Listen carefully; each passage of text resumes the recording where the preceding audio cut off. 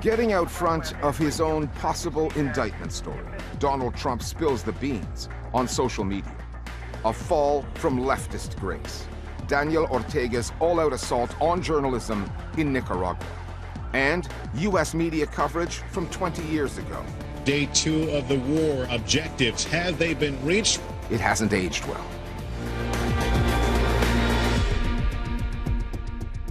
Hello, I'm Richard Gisbert, and you're at The Listening Post, where we provide explanatory journalism about journalism. When it came out last weekend, it looked like breaking news. The source, former U.S. President Donald Trump. He posted that he was about to be indicted over money that he paid to a former adult film star named Stormy Daniels to keep quiet about an affair that she says she had with Trump.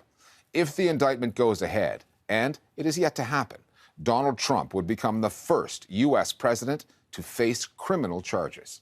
Our focus is on the second half of Trump's message, the part where he urges his supporters to protest, to, quote, take our nation back. That conjured up images of January 6th, 2021, when a violent pro-Trump mob stormed the U.S. Capitol. And it will have, or at least should have, alarmed social media sites like Twitter and Facebook that recently reinstated Trump's accounts after shutting them down following that insurrection in Washington. There's a lot to get to in this story, starting with the Stormy Daniels case. When one considers all of the crimes Donald Trump has been accused of, inciting an insurrection on Capitol Hill, Donald Trump could face criminal proceedings over the Capitol riots. Trying to have the 2020 election results overturned in Georgia. Former President Trump's efforts to get Georgia state officials to overturn his election defeat. Taking and then refusing to hand back classified U.S. government documents. In the investigation into Donald Trump over those classified documents found at Mar-a-Lago. The first indictment he is expected to face, of all things, is over hush money paid to an adult film star, Stormy Daniels. Former President Trump could face criminal charges over his alleged role in a payment of hush money. Given the ways this former president has tested American democracy, that $130,000 payment seems like small change, an odd place for the indictments to start. So this payment happened 6.5 years ago. We learned about it more than 5 years ago. And obviously, it feels somewhat small in relation to all of the other legal issues that have surrounded Donald Trump. But even though there are these sort of much larger issues, it's not really the job of the Manhattan District Attorney's Office to try to manage all these issues or to navigate all these sort of national political concerns. So there's been some commentary among what I've called the legal pundit industrial complex, I think particularly on MSNBC. So I agree with Lisa, it's the weakest case of the three. Worrying that this case, of all the cases against Trump, is going first. I think possibly because they view the matter of hush money to a porn star as less serious than inciting a mob to ransack the Capitol. And I think that's kind of a dangerous argument, because that's not really how the legal system, which has kind of multiple separate jurisdictions, does or at least should work. Donald Trump posted about a looming indictment on Truth Social, the online platform he founded after being banned from Twitter, Facebook, and YouTube in 2021. He pleaded to his supporters in all caps. The far and away leading Republican candidate and former president will be arrested next week. Protest. Take our nation back. I will not tolerate fake news no more.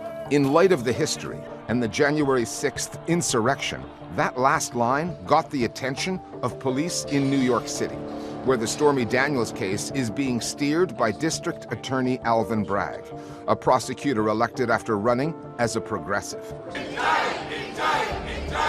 Following his Truth Social post, Trump reportedly told his advisors that if arrested, he hopes to be handcuffed and walked into custody to create a spectacle for the media, the news networks both for him and against him. You've got an incredible division in American media at this point. You've got networks that have traditionally been quite sympathetic to Trump, attacking the Manhattan District Attorney, Alvin Bragg. You politically corrupt leftist ideologue. That's what he is. And show after show, night after night, suggesting that this is a political prosecution and nothing more than that. On the other hand, you've got media outlets that have been traditionally very critical of Trump, speculating that Trump himself might be inciting violence. They could come in with explosives. They could come in with Molotov cocktails. Trump has only about 5 million followers on Truth Social, whereas I believe he has around 85 million followers still on Twitter. So it would look like Truth Social is not a very powerful or amplifying venue for his message, except that journalists continue to report on what Trump is posting on Truth Social. So he gets the amplification boost whenever he posts especially controversial messages. The New York Times described Trump's post on Truth Social having unmistakable echoes of a tweet that he posted ahead of the Capitol insurrection on January 6th when he said, "Be there, we'll be wild." This time, you could argue that the language he used, in all caps, protest, take our nation back, was an even more direct incitement to violence than ahead of the Capitol insurrection. Which begs the question, what does Silicon Valley make of Trump's recent social media act? After banning him for more than 2 years post-January 6th, Facebook, YouTube, and Twitter have all reinstated the former president, although he has yet to post on Twitter. Will his call to take the nation back have those tech giants thinking twice? Getting back on Facebook, getting back on YouTube, ultimately, if he chooses to, getting back on Twitter, is a big deal for Trump because it allows him to speak directly to his supporters. As regards YouTube and Facebook, if you've got somebody who has abused a platform, you wrestle with the question of whether to allow them to go back on that platform and potentially spread misinformation or disinformation. It's a big challenge. I'm a little skeptical in general of kicking people off these platforms in an attempt to silence them, particularly prominent politicians and political figures. But Facebook, this is a terribly run company that has managed to acquire way too much influence and responsibility in this country. My suspicion is that putting Trump back on the platform has much more to do with improving their bottom line and increasing their profits than with any high-minded civic principle. They're now saying that they judge the political climate to be less volatile, less violent, and therefore Trump's allowed to come back on. But Facebook has also said that Trump's allowed to lie about the 2020 election now, but not about the 2024 election. To me, that's a meaningless distinction. Lying about the last one with impunity is about undermining the next one. It's about undermining the idea of free and fair elections in the US, really across the board. America's comeback starts right now. Trump is already in campaign mode for the 2024 election, and social media, where he has more than 150 million followers, could be critical for his fundraising. For profile raising and editorial backing in general, Trump has relied on Fox, the most watched 24-hour news channel in the US. But Fox is in the midst of a legal storm of its own. A $1.6 billion lawsuit brought against the network by Dominion Voting Systems, which alleges Fox damaged the company's business by repeatedly reporting it had tampered with its tabulating machines to tilt the 2020 election in favor of Joe Biden and against Trump. As the potential trial approaches, Fox has gone quiet on the Dominion story. On the Stormy Daniels case and the indictment, not so much. I don't want to live in a world where, paying porn actresses hush money is considered a crime. That's sexist, right? On his primetime show this week, Tucker Carlson offered a staunch defense of Donald Trump, arguing that there's not really a legal case here. But if Trump is indicted for sending money to Stormy Daniels, well, you'll be watching the abuse of law enforcement power. And, Carlson's texts and communications from the post-election period have been the subject of a lot of media coverage recently because those materials came out during the discovery process in the Dominion lawsuit, and they revealed that Carlson had been bad-mouthing Trump when he wasn't on air. It appears now, though, at least, that Carlson and other folks on Fox are going to be able to fall right back into the pattern of defending Trump. Yeah, they better not put my president in prison. He represents 74 million Americans. And if he's the nominee, you're putting 74 million votes in prison. Over the last year or so, Fox has tried to move away from Trump.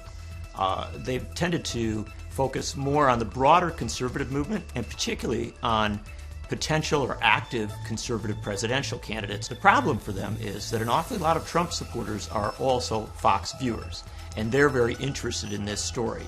And so the Fox anchors and reporters are in a challenging situation.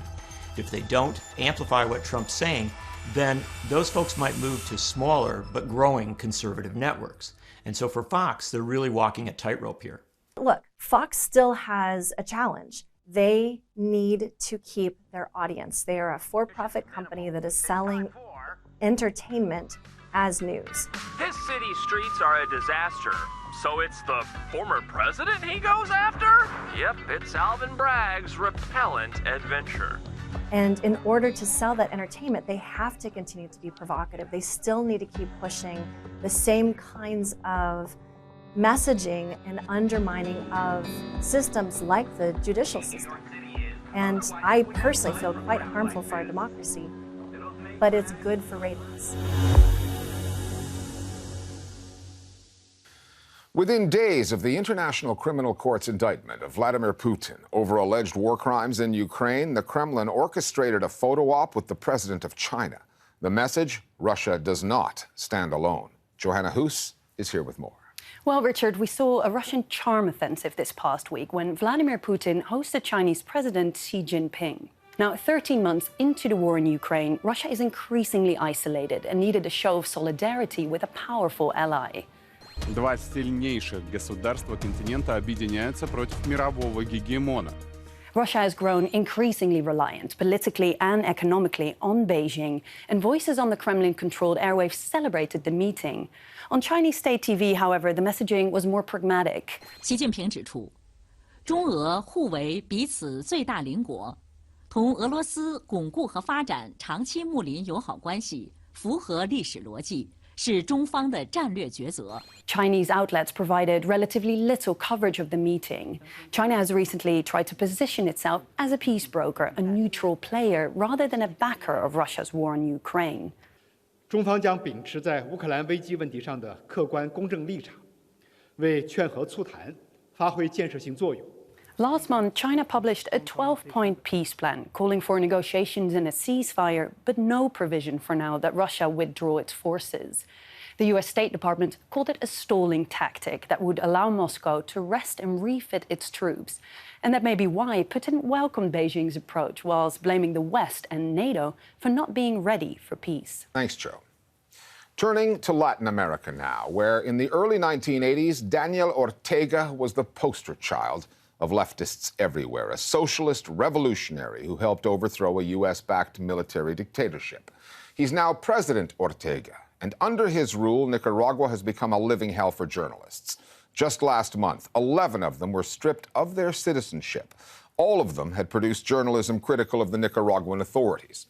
With foreign reporters banned from entering, the work of journalists inside the country is crucial, but can be life-threatening. Arbitrary arrests, harassment, and death threats have become the norm. Newsrooms have been raided, dozens ordered to close. Many journalists have sought sanctuary abroad. What remains is a media landscape that's dominated by Ortega and his vice president, Rosario Murillo, who happens to be his wife. The Listening Post's Tarek Nafa now on a one-time revolutionary turned enemy of the press and the journalists still showing signs of resistance in Nicaragua. They threatened to burn down my house, with me and my children inside. They come after you from all sides. I have lost my voice, and I have also lost my identity as a journalist, because we are so afraid of being imprisoned or losing our lives. For the few critical journalists left inside Nicaragua, those resisting the government's efforts to turn the country into an information black hole, reporting anonymously is the only option they have left. A merciless crackdown on dissent means journalism is practiced by stealth, with reporters foregoing a byline, fearful of the danger it may bring. Anyone who wants to report outside the red lines set by the government of President Daniel Ortega has to be silenced. We can't do journalism in the open. If you try to record an interview in public, the police will be there in a matter of seconds. We are under constant surveillance. We are afraid. My name no longer appears on any of my work. I am a golpista, the word used by the regime to describe anyone who doesn't conform to the government's agenda. And this journalist is not the only so-called golpista threatened with jail time or worse. In 2018, spontaneous nationwide protests were violently suppressed by security forces. More than 300 people were killed. Thousands more were injured or arrested and imprisoned. Independent news outlets have paid the price for reporting that story. Investigative journalist Angel Jajona was shot and killed while broadcasting live at a protest. Dozens of media outlets and NGOs have since been raided and shut down. The small number of journalists who've decided to stay in the country live a precarious existence. Many of those journalists have explained to me that they have the suitcases ready, the papers ready, the children and the families know that at any given moment they may have to flee the country and go across mountains and go across dangerous areas where they can be caught and then end up in jail. Life is very difficult for Nicaraguans who are on exile, and it's not just journalists. You have more than 200,000 Nicaraguans who had to flee the country because otherwise they would have ended up in jail or would have ended up being killed by the Ortega Murillo regime. In the mass exodus that followed the violence in 2018, some 140 journalists fled the country. Among them was Carlos Fernando Chamorro, an outspoken critic of the government and member of a political and media family that has long stood in opposition to the Ortegas. He now lives and works in exile from Costa Rica.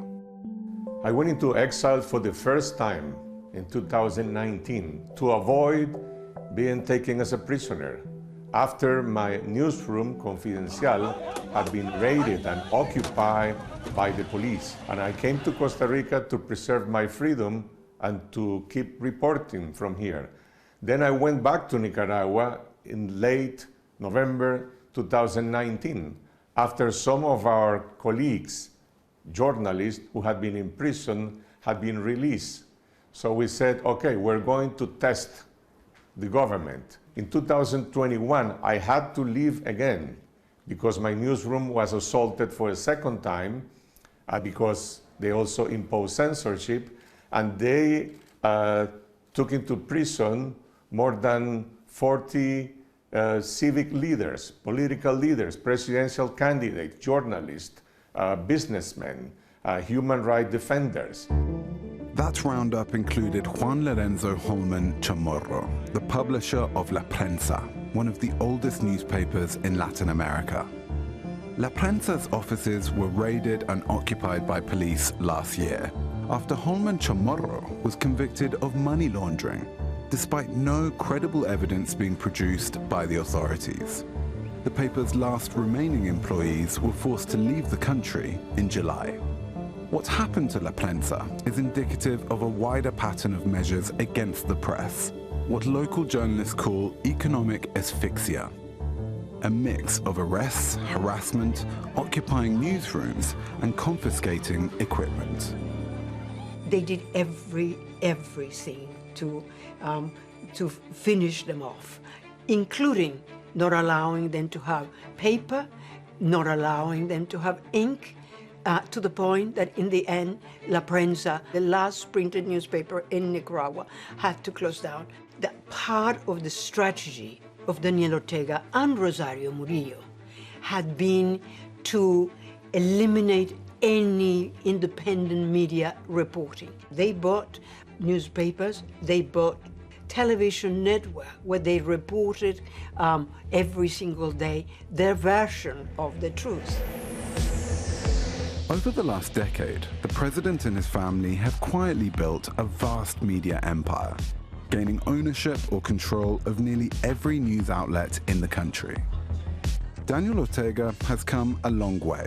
In the 1970s, he was a socialist revolutionary in the Sandinista National Liberation Front, which in 1979 toppled the US-backed Somoza dictatorship. a political dynasty that had ruled Nicaragua for decades. In 1984, Ortega became president in the first free election in Nicaragua's history. He was voted out and returned to power in 2007 with the help and media savvy of his wife and vice president, Rosario Murillo. Murillo is the face of the government's propaganda, its chief spokeswoman and media strategist. In Nicaragua, we have a family dictatorship. It is not much different than what the Somoza dictatorship used to be. Ortega, the president, and Rosario Murillo, his wife, they want to impose themselves as a dynasty. And they have imposed a police state in Nicaragua. Muy buenas tardes, compañera. Buenas tardes, querida familia de esta patria bendita.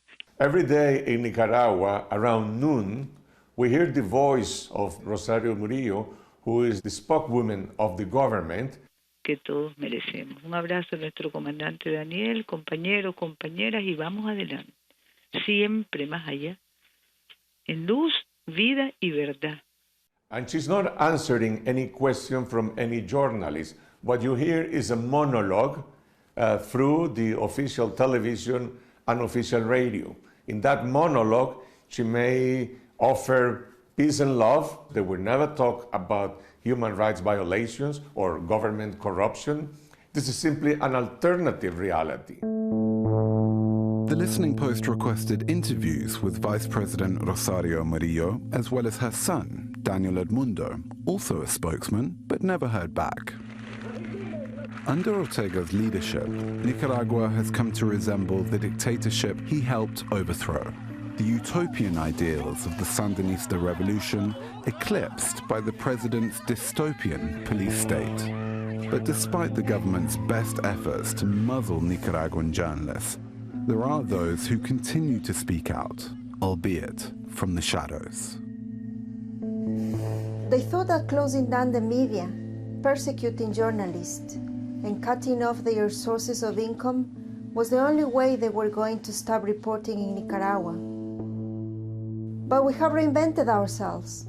We have found in social media a great ally to be able to continue spreading information. We are still standing. Neither censorship, nor economic oppression, nor the threat of imprisonment, or even death have been able to stop the independent press from playing its role. And finally, it's been 2 decades since the beginning of the Iraq War in March of 2003. That war was triggered by al-Qaeda's attacks on American targets on September 11th, 2001, which Iraq had nothing to do with. Nevertheless, U.S. President George W. Bush set out to topple Iraqi President Saddam Hussein through an invasion that was supposed to last months, if not weeks. It went on for more than 7 years. An estimated 1.2 million Iraqis were killed, and the effects of the war still ripple right across the Middle East. We're leaving you now with some snapshots of U.S. media coverage from back in 2003, showing how American reporters and editors helped sell the war by buying into the Bush administration's lies about Iraq's weapons of mass destruction, which did not exist. Some visual reminders of just how dangerous bad journalism can be. We'll see you next time here at The Listening Post. It was just over 90 minutes beyond President Bush's deadline for Saddam Hussein to leave Iraq that U.S. warships and planes launched the opening salvo of Operation Iraqi Freedom.